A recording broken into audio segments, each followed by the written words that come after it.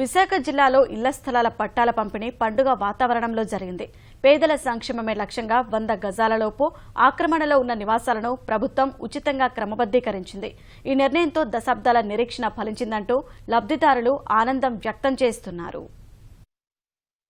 విశాఖ జిల్లాలో 6 నియోజకవర్గాల పరిధిలో 30,500కు పైగా ఇళ్ల స్థలాలను ప్రభుత్వం క్రమబద్దీకరించింది. విశాఖ వేదికగా ముఖ్యమంత్రి సమక్షాన జరిగిన కార్యక్రమంలో మహిళల పేరు మీద పట్టాలు అందించారు. విశాఖలో 100 గజాలలోపు స్థలం కనీస విలువ 10 లక్షల రూపాయల వరకు ఉంది. ఎంతటి విలువైన స్థలాలను స్వల్పకాలిక అవసరాలకు అమ్ముకోవద్దని లబ్ధిదారులకు చంద్రబాబు సూచించారు.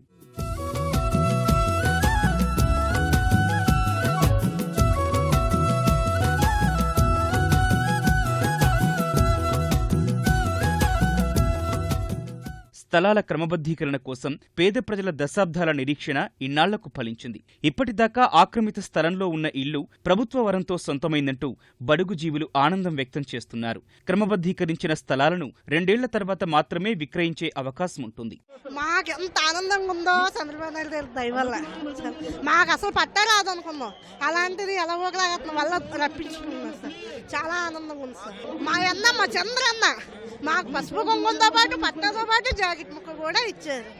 ఎప్పుడు 100 ఏళ్ళు చల్లగా ఉండాలి, అతని పరిపాలనలోనే ఉండాలి. చాలా సంతోషంగా ఉంది. అతను 100 ఏళ్ళు ఇలాగే ఉండాలి, మాకు అందరికి మంచి పని చేయాలి. అసలు ఇతను రావడానికి మాకు చాలా ఆనందంగా ఉందండి. చాలా సంతోషంగా ఉందండి.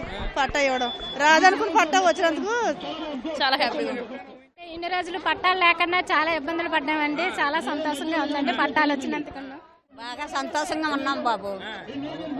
బాగా కొడుకు అనుకున్నట్టు బాయించుకున్నాం మేము. చాలా చాలా ఆనందంగా ఉంది. చూస్తాను అనుకోలే పట్టా అసలు. పట్టాల పంపిణీలో పారదర్శకత ఉండేలా పేదలకు అందించిన స్థలం, చిరునామాలను గూగుల్ మ్యాప్లో పొందుపరిచారు. అలాగే లబ్ధిదారుల ఫోటోలు, ఆధార్లను జియో ట్యాగింగ్ చేశారు.